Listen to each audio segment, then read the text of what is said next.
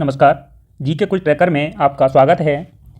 Static GK का यह तीसरा वीडियो है। इससे पहले हम 2 वीडियो अपलोड कर चुके हैं जिनमें भी काफ़ी इंपॉर्टेंट प्रश्नों को शामिल किया था, तो उन्हें आप देख सकते हैं। आज का ये तीसरा वीडियो एसएससी के तमाम एग्जाम्स सीजीएल, सीएचएसएल, एमटीएस, साथ ही मध्य प्रदेश, उत्तर प्रदेश, बिहार आदि के विभिन्न आयोगों के द्वारा पूछे जाने वाले जो प्रश्न हैं ये इसमें शामिल किए गए हैं। तो ये आपके लिए एसएससी जितने ही इम्पोर्टेंट होंगे यदि आप किसी राज्य की परीक्षा देने जा रहे हैं तो चलिए इसे शुरू करते हैं काफ़ी इंपॉर्टेंट प्रश्नों के साथ। पहला प्रश्न है, भीमबेटका की गुफाओं की खोज कब हुई थी? अगर हम बात करें तो भीमबेटका की, तो ये मध्य प्रदेश के रायसेन जिले में स्थित है, तो ये आपको याद रखना है। साथ में आपको ये भी याद रखना है कि इसकी खोज का श्रेय विष्णु बाकड़कर को जाता है। ठीक है, विष्णु बाकड़कर को जाता है। इन्होंने इसकी खोज जो है कब की थी? इसकी खोज की थी 1957-58 में, तो ये आपको याद रखना है। लेकिन साथ में आपको ये याद रखना है कि भीमबेटका जो है ये पूरा पाषाण एक स्थल है और शैलाश्रय के लिए जाना जाता है। दूसरा प्रश्न है, कनिष्क किस वंश का शासक था या किस वंश से संबंधित था? आप सभी जानते हैं कि जो कनिष्क था ये कुषाण वंश का सबसे प्रतापी राजा था। ठीक है, तो इसका राइट आंसर वी है। लेकिन आपको याद ये रखना है कि 78 ईस्वी में ये शासन के लिए गद्दी पर बैठा और इस समय इसने एक संवत चलाया जिसका नाम रखा गया शक संवत, जो आज भी भारत सरकार के द्वारा प्रयोग किया जाता है। तो ये इसका राइट आंसर भी है। साथ में ही जो बौद्धों की चतुर्थ संगीति थी ये भी कुंडलवन कश्मीर में इसी के शासनकाल में हुई थी, जहाँ पर बौद्ध धर्म 2 शाखाओं हीनयान और धर्मयान में बट गया था।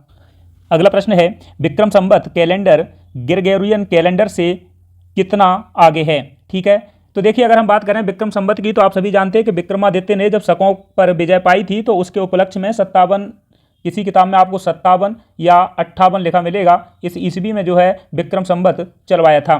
ठीक है, और ग्रेगोरियन जो कैलेंडर है ये ईसा मसीह के जन्मदिन के वहाँ से डेट को मानता है। तो इस हिसाब से इनमें जो अंतर है लगभग 56.7 जो है वर्ष का अंतर है।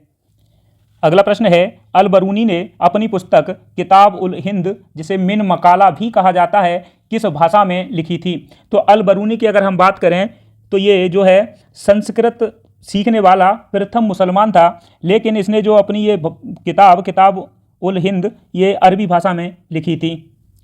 अगला प्रश्न है, बाबर का वास्तविक नाम क्या था? तो आप सभी जानते हैं कि बाबर का जो वास्तविक नाम था ये जहीरुद्दीन मोहम्मद बाबर था। ठीक है, 1526 में इब्राहिम लोदी को हरा करके इसने जो है मुगल साम्राज्य की स्थापना की। अगला प्रश्न है, सम्राट अकबर का मकबरा किस शहर में स्थित है? देखिए अकबर का मकबरा, ये मकबरे भी काफ़ी पूछे जाते हैं, इसलिए आप याद रखेंगे कि जो जहांगीर था ये ये जो बाबर था ये यहाँ मृत्यु इसकी जो है आगरा में हुई थी, तो पहले से आगरा में दफनाया गया और उसके बाद में इसे काबुल में दफनाया गया। इसी प्रकार जो अकबर था तो अकबर का जो मकबरा है ये आगरा में है। आगरा में किस स्थान पर है? तो ये आगरा के सिकंदरा में है। ये आप ऑप्शन में हो सकता है कि आगरा ना दे, तो आप इसे याद रखेंगे। ठीक है, तो ये जो 2 सम्राट थे इनका जो है मकबरा आप याद रखेंगे, आगे के में और बताएंगे। अगला प्रश्न है, बंगाल का पहला अंग्रेजी कारखाना 1651 में किस नदी के तट पर स्थापित किया गया था? देखिए अगर बात करें हम बंगाल की, तो बंगाल में उस समय एक सूबेदार था जिसका नाम था शाह सूजा। ठीक है, तो शाह सूजा ने 1651 में बंगाल, बिहार और उड़ीसा में व्यापार करने के लिए अंग्रेजों के लिए एक फरमान जारी किया था, जिसके तहत अंग्रेजों ने पहली फैक्ट्री बंगाल में हुगली नदी के तट पर स्थापित की थी, और ये कहाँ पर है? कोलकाता में। तो इसका राइट आंसर वी है। अगला प्रश्न है, झांसी की रानी लक्ष्मीबाई किस वर्ष युद्ध में शहीद हुई थी? झांसी की रानी की बात करें तो इनका जन्म वाराणसी में हुआ था। इनकी शादी झांसी के महाराजा से हुई थी और प्रथम जो स्वतंत्रता संग्राम 1857 माना जाता है उसकी ये वीरांगना है। ये अंग्रेजों से लड़ते हुए ग्वालियर के पास में ये 1858 में, ठीक है, 1858 में अगर फिक्स डेट की बात करें तो ये 17 जून 1858 में शहीद हो गई थी। तो इसका राइट आंसर डी है। अगला प्रश्न है, सीधी कार्रवाई दिवस यानी कि डायरेक्ट एक्शन डे की घोषणा ये किसने की थी? तो सीधी कार्रवाई दिवस की बात करें तो ये जो बात थी 16 अगस्त 1946 को, ठीक है, 16 अगस्त 1946 को मोहम्मद अली जिन्ना ने पाकिस्तान की मांग करते हुए इसे जो है सीधी कार्रवाई दिवस के रूप में मनाया। इसे कलकत्ता किलिंग्स के रूप में भी जाना जाता है, क्योंकि इसका एक रीजन था, उस समय काफ़ी विद्रोह हुआ, हिंदू और मुसलमानों में काफ़ी संघर्ष हुआ, दंगे भड़क गए जिसमें कई लोगों की मृत्यु हुई, इसलिए इसे कलकत्ता किलिंग्स डे के रूप में भी जाना जाता है। अगला प्रश्न है, संयुक्त राज्य अमेरिका का कौन सा राज्य पहले रूस का भाग था? तो देखिए, अगर हम संयुक्त राज्य अमेरिका की बात करें तो जो एक क्षेत्र है अलास्का, ठीक है, अलास्का ये रूस का भाग था, लेकिन 1867 में यूएसए और रूस के साथ में कब 1867 ईस्वी में एक संधि होती है, जिसके तहत अलास्का जो है रूस संयुक्त राज्य अमेरिका को सौंप देता है। अगला प्रश्न है, स्वतंत्रता के बाद भारत की संविधान सभा के अध्यक्ष कौन थे? आप सभी जानते हैं कि 9 दिसंबर 1940 को संविधान सभा की पहली बैठक हुई थी। कब? 9 दिसंबर 1940 को संविधान सभा की प्रथम बैठक हुई थी, जिसमें जो है सबसे बुजुर्ग व्यक्ति डॉक्टर सच्चिदानंद सिन्हा को अस्थायी अध्यक्ष नियुक्त किया जाता है। लेकिन 11 दिसंबर 1940 को, यानी कि अगले 2 दिन बाद, ठीक है, अगले 2 दिन बाद जो है इसके प्रथम स्थायी अध्यक्ष डॉक्टर राजेंद्र प्रसाद को चुना जाता है और ये संविधान बनने तक अध्यक्ष रहते हैं। तो इस प्रकार इस प्रश्न का राइट आंसर डी है। अगला प्रश्न देखते हैं। अगला प्रश्न है, भारत की संप्रभुता, एकता और अखंडता को बनाए रखना और उसकी रक्षा करना क्या है? ठीक है, ये मूल अधिकार है, सेना का कर्तव्य है, या विधिक अधिकार है, या मौलिक कर्तव्य है? आप सभी जानते हैं कि 42वें संविधान संशोधन के द्वारा 1976 में स्वर्ण सिंह समिति की जो अनुशंसा की गई थी, उसके आधार पर मौलिक कर्तव्यों को भारतीय संविधान में शामिल किया गया था।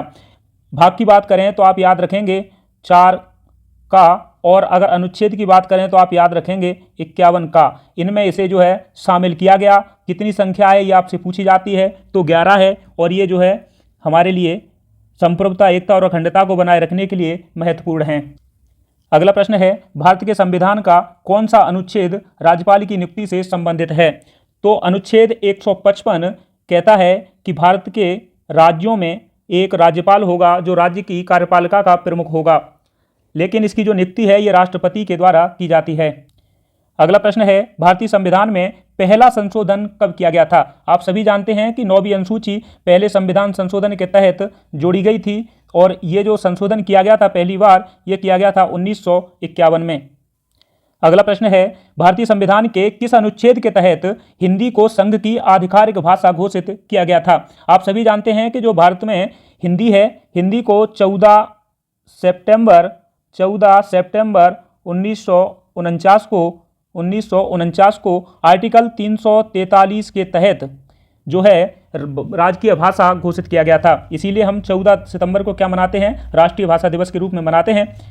तो इस प्रश्न का राइट आंसर क्या है? ये 343 है। ये 343 के अंतर्गत घोषित किया गया है।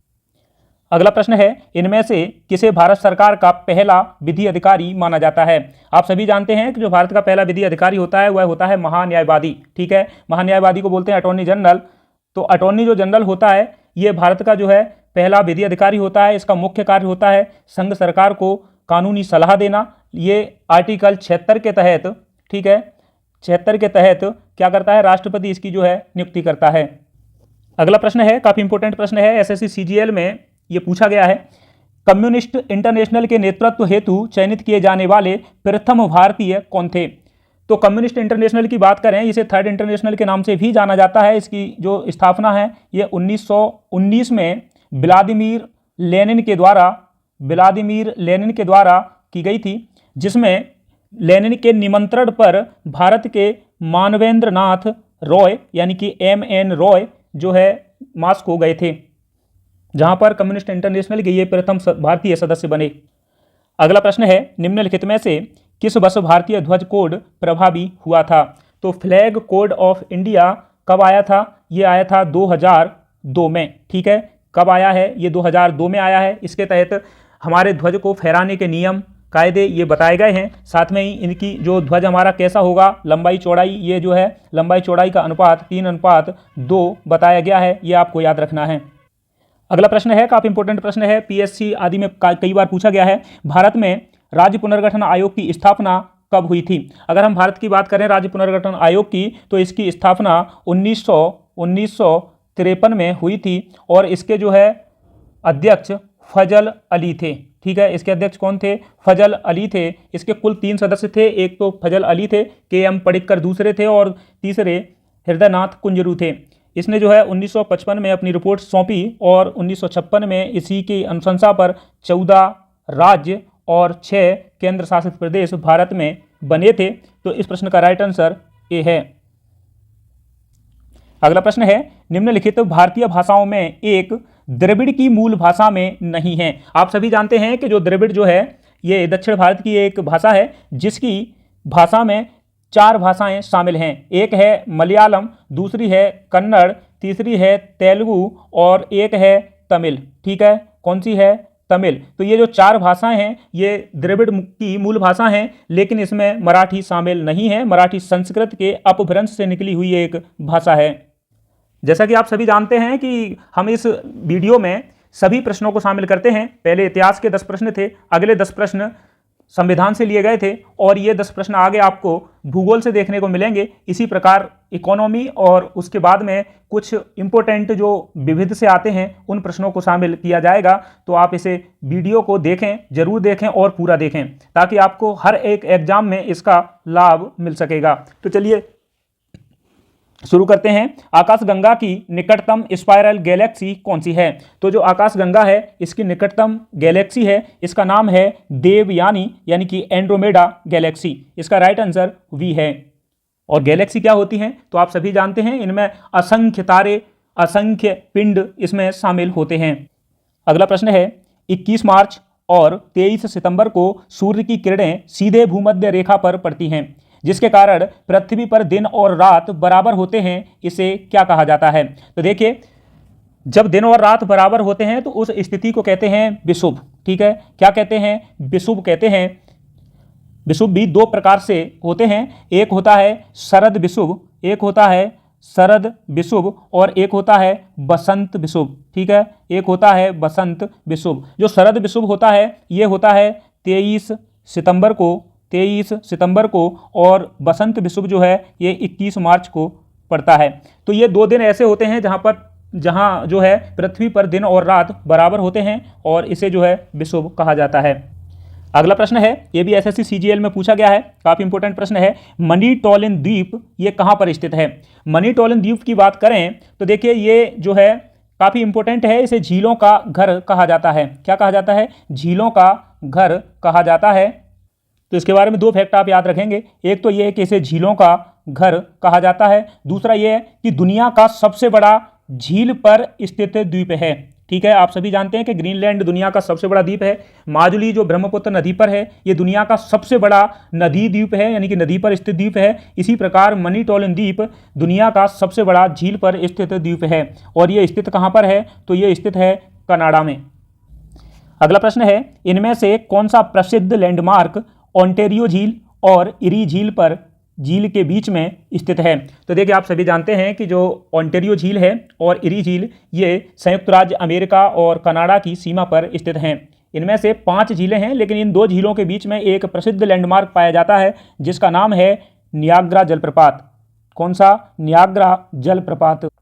ये वैसे तो नियाग्रा नदी पर स्थित है, लेकिन ये जो है इन दोनों झीलों के बीच में भी स्थित है, तो ये आपको याद रखना है। अगला प्रश्न है, निम्नलिखित में से कौन सा मरुस्थल भारत में स्थित नहीं है? देखिए, जो यहाँ दिए गए हैं मरुस्थल, तो इनकी अगर हम बात करें तो आप सभी जानते हैं कि जो कच्छ का रण है ये भारत के गुजरात राज्य में स्थित है। ठीक है, ये गुजरात में स्थित है। अगर हम थार मरुस्थल की बात करें तो ये भारत के राजस्थान और पाकिस्तान के पंजाब प्रांत में स्थित है। ठीक है, तो इसलिए ये 2 देशों में है, हालांकि भारत में भी है। स्पीति घाटी की बात करें तो ये इसमें कुछ हिस्सा हिमाचल प्रदेश के पूर्वी क्षेत्र का लगता है, तो ये जो भारत में स्थित है। लेकिन अगर हम बात करें सिंधु घाटी मरुस्थल की तो ये टोटली पाकिस्तान के पंजाब प्रांत में स्थित है, ना कि भारत में। तो इस प्रश्न का राइट आंसर ए है। साथ ही आप लोगों को अगर वीडियो अच्छी लग रही है तो आप लाइक कर सकते हैं, लेकिन आप अपना बहुमूल्य कमेंट बॉक्स में जरूर छोड़ें। साथ में ही जो लोग चैनल पर नए आए हों वह इस चैनल को सब्सक्राइब कर सकते हैं। अगला प्रश्न है, मलेशिया की मुद्रा क्या है? तो आप सभी जानते हैं कि मलेशिया की मुद्रा रिंगिट है। क्या है? रिंगिट है। तो इसका राइट आंसर ए है। वहीं आपको याद ये भी रखना है कि जो क्वाचा है ये किसकी मुद्रा है, तो ये एक अफ्रीकन देश है मलावी, इसकी जो है ये मुद्रा है। पीसो की बात करें तो ये काफ़ी इंपॉर्टेंट है, ये एसएससी और एनटीपीसी में कई बार पूछी जा चुकी है। तो ये जो है मैक्सिको की ये मुद्रा है। यूरो की बात करें तो यूरो जो है ये यूरोपीय संघ की करेंसी है, तो ये आपको याद रखना है, यूरोपीय संघ की करेंसी है। तो इस प्रश्न का राइट आंसर ए है।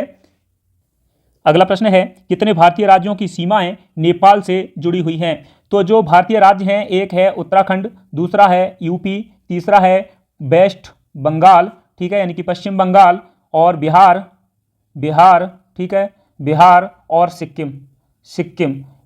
ये इतने राज्य हैं जिनकी सीमाएं नेपाल से लगी हुई हैं। तो इस प्रश्न का राइट आंसर क्या है? डी है। अगला प्रश्न भी काफ़ी इंपॉर्टेंट प्रश्न है। प्रश्न ज़्यादातर ऐसे ही रखे गए हैं जिनसे आपको ज़्यादा से ज़्यादा लाभ हो, इसीलिए इन प्रश्नों की एक अलग वैल्यू है, ये एग्जाम में आपको देखने को जरूर मिलेंगे, ठीक है। तो प्रश्न है, भारतीय मानक यामोत्तर रेखा 5 राज्यों से होकर गुजरती है, इनमें से कौन सा उन 5 राज्यों में से एक नहीं है? आप सभी जानते हैं कि 82.5 डिग्री की जो पूर्वी देशांतर रेखा है, ठीक है, पूर्वी देशांतर रेखा है ना, पूर्वी देशांतर रेखा को भारत की मानक समय रेखा माना जाता है, ये आप याद रखेंगे। लेकिन ये जो है भारत में 5 राज्यों से होकर गुजरती है, तो उन राज्यों में एक आता है यूपी। कौन सा है? यूपी है, ठीक है। यूपी के बाद में एमपी है, फिर छत्तीसगढ़ है, छत्तीसगढ़ के बाद में आता है आपका उड़ीसा, और उड़ीसा के बाद में आता है आंध्र प्रदेश, ठीक है। ये इलाहाबाद के निकट नैनी से गुजरती है यूपी में, ये भी आप याद रखेंगे। और आंध्र प्रदेश जो है तेलंगाना के अलग होने के बाद में भी ये आंध्र प्रदेश से ही गुजरती है, ये भी आप याद रखेंगे, कंफ्यूज नहीं होंगे, तेलंगाना से ये रेखा नहीं गुजरती है। तो इस प्रश्न का राइट आंसर इस हिसाब से होगा बिहार, यानी कि डी। अगला प्रश्न है, माउंट गॉडविन ऑस्टिन यानी कि K2 की ऊंचाई कितनी है? तो आप सभी जानते हैं कि जो हमारा हिमालय है, हिमालय की सर्वोच्च चोटी माउंट एवरेस्ट है, लेकिन इसकी दूसरी सर्वोच्च चोटी ये माउंट गॉडविन ऑस्टिन या इसे K2 कहते हैं, ये है। तो इसकी ऊंचाई पूछी गई है, कितनी है? 8611 मीटर। लेकिन एक प्रश्न हम आपके लिए छोड़ जाते हैं, भारत में स्थित हिमालय की सर्वोच्च चोटी कौन सी है? ये आपको कमेंट बॉक्स में कमेंट करके बताना है। अगला प्रश्न है, कोलेरू झील ये कहाँ पर स्थित है? तो आप सभी जानते हैं इस प्रश्न का राइट आंसर है आंध्र प्रदेश। कोलेरू झील जो है ये आंध्र प्रदेश के तट पर स्थित है। भारतीय अर्थव्यवस्था और इकोनॉमी से जुड़े हुए अगले 10 प्रश्न आप देखेंगे, काफ़ी इंपॉर्टेंट प्रश्न हैं। तो पहला प्रश्न है, गिफिन वस्तुओं का संबंध निम्न में से किससे है? गिफिन वस्तुएं आप सभी जानते हैं कि ये जो है बहुत ही निम्न कोटि की वस्तुएं होती हैं, इनका संबंध आय से, देखिए इनका क्या है कि जो मांग का नियम है इसके विपरीत ये कार्य करती हैं। जब हमारी आय बढ़ती है तो इनकी जो मांग है ये कम हो जाती है, और जब हमारी आय कम होती है तो इनकी मांग बढ़ जाती है। तो इस हिसाब से जो है ये आय प्रभाव प्रतिस्थापन से अधिक मजबूत है, ये इसका राइट आंसर होगा।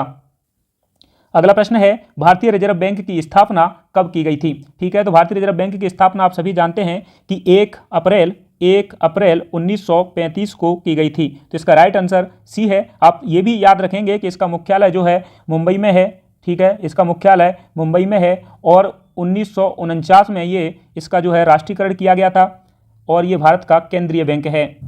अगला प्रश्न है, वर्ष 2011 की जनगणना के अनुसार इनमें से कौन सा भारत का सबसे अधिक आबादी वाला राज्य है? तो आप सभी जानते हैं इस प्रश्न का राइट आंसर क्या है। इस प्रश्न का राइट आंसर है उत्तर प्रदेश। लेकिन ये आपसे पूछा गया है, पर इसके साथ कुछ फैक्ट और पूछे जा सकते हैं। यहाँ पर कितनी प्रतिशत, देखिए संख्या तो पूछेगा नहीं, लेकिन कितने प्रतिशत जनसंख्या जो है निवास करती है, तो 16.51 है, यानी कि 19.98 जो है 19 करोड़ 98 लाख यहाँ की जनसंख्या थी 2011 में, लगभग 20 करोड़ थी। तो इस हिसाब से 16.51% जो है भारत की जनसंख्या उत्तर प्रदेश में निवास करती है। लेकिन साथ में आपको याद रखना है कि सबसे कम आबादी वाला भारत का राज्य कौन सा है, ठीक है, ये भी आपसे कई बार पूछा गया है, पूछा जाएगा भी जब तक दूसरे आंकड़े नहीं आते हैं तब तक। तो इस प्रश्न का राइट आंसर है सिक्किम। अगला प्रश्न है, स्पाइसेज बोर्ड ऑफ इंडिया ये किस केंद्रीय मंत्रालय के अंतर्गत आता है? तो स्पाइसेज बोर्ड ऑफ इंडिया जो है मसालों के विकास और संवर्धन के लिए बनाया गया था, ठीक है। तो ये जो है वाणिज्य और उद्योग मंत्रालय के अधीन कार्य करता है। इस प्रश्न का राइट आंसर सी है। लेकिन आपको याद ये रखना है कि इसका जो मुख्यालय है ये कोच्चिन केरल में है, ठीक है, कोच्चिन केरल में है। अगला प्रश्न है महात्मा गांधी ग्रामीण रोजगार गारंटी अधिनियम का शुभारंभ ये कब किया गया था? तो आप सभी जानते हैं कि इसका शुभारंभ 2006 में 2 फरवरी को किया गया था। तो राइट आंसर ए है। लेकिन आपको याद ये रखना है कि जब ये आरंभ हुआ था या हुई थी ये योजना, तब इसे नरेगा के नाम से जाना जाता था। 2 अक्टूबर आप सभी जानते हैं कि महात्मा गांधी के लिए ये दिन जाना जाता है। 2009, ठीक है, 2 अक्टूबर 2009 को इसका नाम बदल करके महात्मा गांधी ग्रामीण रोजगार गारंटी अधिनियम कर दिया गया था। प्रारंभ में यह ग्रामीण क्षेत्र में 100 लोगों के रोजगार की गारंटी देता था, लेकिन वर्तमान समय में 150 दिन कर दिया गया है। तो राइट आंसर इसका ए है। अगला प्रश्न है अंतर्राष्ट्रीय पुनर्निर्माण एवं विकास बैंक को सामान्यतः इनमें से किसके रूप में जाना जाता है? ठीक है, तो अंतर्राष्ट्रीय पुनर्निर्माण एवं विकास बैंक, इसको किस नाम से जाना जाएगा? तो ये जाना जाता है विश्व बैंक के नाम से। ठीक है, आप सभी जानते हैं कि विश्व बैंक की स्थापना 1945 में की गई थी और विश्व बैंक का जो मुख्यालय है ये अमेरिका की राजधानी, संयुक्त राज्य अमेरिका की राजधानी वॉशिंगटन डीसी में है। ठीक है, वॉशिंगटन डीसी में है, तो ये आपको याद रखना है। अगला प्रश्न है Tata iron and steel company यानी कि टिस्को का निगमन किस वर्ष हुआ था? ठीक है, वर्तमान में इसे टाटा स्टील के नाम से जाना जाता है। Tata iron and steel company TISCO Bharat में 1907 में, ठीक है, 1907 में जमशेदपुर झारखंड में है, यहाँ पर पहली बार खोली गई थी। तो इसका सबसे बड़ा जो जो सबसे बड़ी फैक्ट्री है ये जमशेदपुर में ही है, लेकिन इसका जो मुख्यालय है ये मुंबई में है। ये आपको याद रखना है। इस प्रश्न का राइट आंसर डी है। अगला प्रश्न है भारत में सिक्के की दशमलव प्रणाली को कब बदला गया था? आप सभी जानते हैं कि भारत में पहले 1 रुपए में 16 आने होते थे। कितने? 16 आने होते थे। ठीक है, लेकिन दशमलव प्रणाली के अपनाने से पहले की ये बात है। और 1 अप्रैल 1957, ठीक है, 1 अप्रैल 1957 से जो है हमने ये प्रणाली अपनाई, तब से ये 1 रुपए में कितने पैसे होते हैं? 100 पैसे होते हैं। ठीक है, अगला प्रश्न है श्वेत क्रांति जिस प्रकार दुग्ध के उत्पादन से संबंधित है, उसी प्रकार पीली जो क्रांति है ये किससे संबंधित है? तो आप सभी जानते हैं कि श्वेत क्रांति दुग्ध उत्पादन से है। भारत में क्रांतियों की शुरुआत हरित क्रांति के रूप में पहली बार हुई थी 1966-67 में। कब हुई थी? 1966-67 में। ठीक है, 66-67 में हुई थी, जिसे हरित क्रांति के नाम से जाना जाता है। हरित क्रांति खाद्यान्न के उत्पादन से थी। वहीं अगर हम बात करें पीली क्रांति की, तो पीली क्रांति तिलहन के उत्पादन से संबंधित है। ठीक है, आलू से संबंधित गोल क्रांति है, अंडा से संबंधित रजत क्रांति है। ठीक है, तो ये आपके प्रश्न के राइट आंसर हैं। अगला प्रश्न देखते हैं। अगला प्रश्न है भारतीय वाणिज्य एवं उद्योग महासंघ फिक्की का गठन निम्न में से किस वर्ष किया गया था? देखिए, सबसे इंपॉर्टेंट है एक तो फिक्की का पूर्ण रूप पूछा जा सकता है, तो आप याद रखेंगे federation of India chambers and commerce and chambers and industry. ठीक है, तो ये जो है federation of India commerce of chambers and industries, इसका पूर्ण रूप होता है। ये जो है महात्मा गांधी के सहयोग से इसकी जो स्थापना का श्रेय जाता है, तो ये जाता है, एक तो पुरुषोत्तम ठक्कर थे और दूसरे थे घनश्याम बिड़ला। ठीक है, ये व्यापारिक संघ है। इसकी स्थापना 1927 में की गई थी। अगर वर्तमान में बात करें इसके मुख्यालय की, तो इसका मुख्यालय जो है दिल्ली में है। कहाँ पर है? दिल्ली में है। तो इस प्रश्न का राइट आंसर ए है। यहाँ से आपकी विविध के प्रश्न मिलेंगे। तो पहला प्रश्न है हॉर्नबिल जो त्योहार है ये एक प्रसिद्ध आदिवासी त्योहार है। ठीक है, यह भारत के इनमें से किस पूर्वोत्तर राज्य में मनाया जाता है? तो इससे संबंधित कुछ फैक्ट आप जरूर याद रखेंगे। एक तो यह है कि यह कौन सी जनजाति के लिए प्रसिद्ध है। बोला गया है यहाँ आदिवासी त्योहार है, तो किस जनजाति के लिए?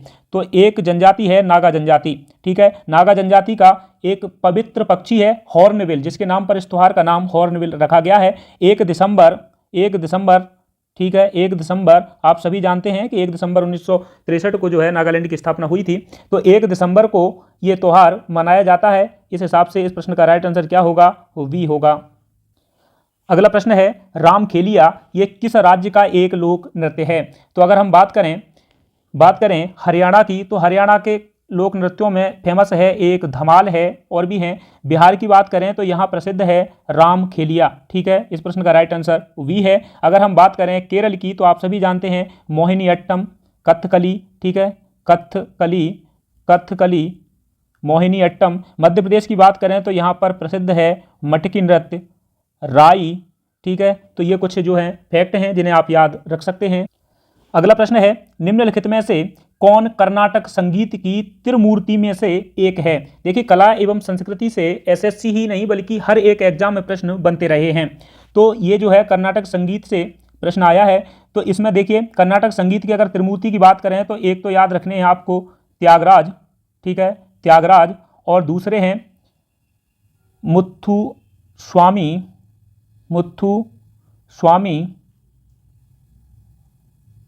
दीक्षिता, ठीक है, मुथुस्वामी दीक्षिता, और एक याद रखना है श्यामा शास्त्री।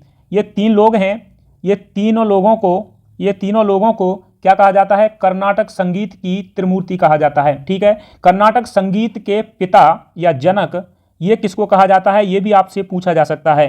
तो ये कहा जाता है पुरंदर दास को।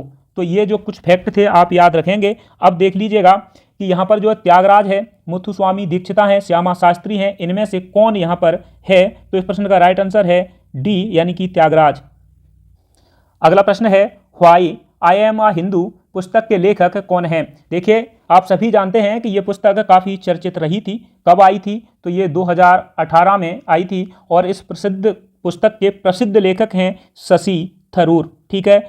शशि थरूर सांसद हैं कांग्रेस से, और इनकी ये प्रसिद्ध पुस्तक है। साथ में एक प्रसिद्ध पुस्तक और है जिसका नाम है the paradoxical prime minister Narendra Modi and his India. तो ये आप याद रखेंगे, ये पुस्तकें इनकी काफ़ी पूछी जाती रही हैं।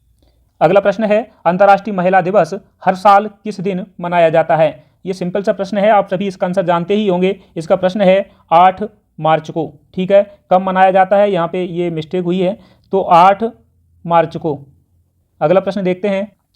अगला प्रश्न है, भारत का सर्वोच्च साहित्यिक पुरस्कार कौन सा है? देखिए, ये काफ़ी इंपॉर्टेंट प्रश्न है। भारत का अगर सर्वोच्च साहित्यिक पुरस्कार की बात करें तो इसका नाम है ज्ञानपीठ पुरस्कार, ठीक है। इसका राइट आंसर ए है। लेकिन आपको याद ये रखना है कि 2022 का जो है ये किसको दिया गया था? 2022 की बात करें तो ये कोंकणी एक लेखक हैं, साहित्यकार हैं, मऊजे, इन्हें ये जो है दिया गया है। लेकिन याद आपको ये भी रखना है कि प्रथम किसे दिया गया था, ठीक है। तो ये जो है जी शंकर कुरूप को दिया गया था, ये भी आप याद रखेंगे। जी शंकर कुरूप मलयालम लेखक थे जिन्हें ये प्रथम पुरस्कार दिया गया था।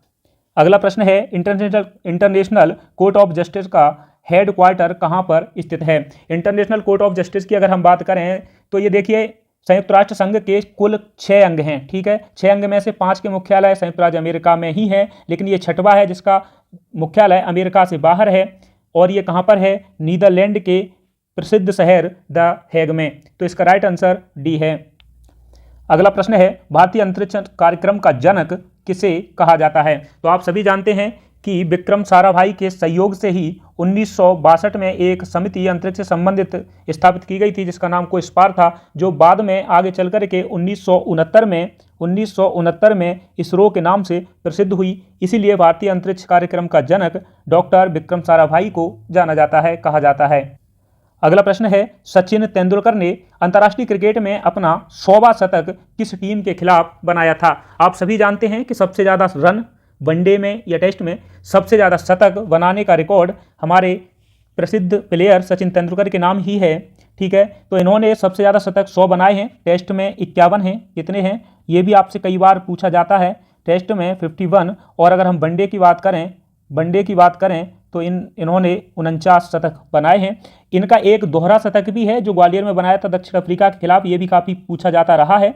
तो अगर हम बात करें कि लास्ट जो शतक था ये किसके खिलाफ बनाया था, तो ये बनाया था बांग्लादेश के खिलाफ। तो इस प्रश्न का राइट आंसर बी है। हालांकि अब ये संन्यास ले चुके हैं, अब नहीं खेलते हैं। अगला प्रश्न है, काफ़ी इंपॉर्टेंट प्रश्न है, लास्ट प्रश्न है।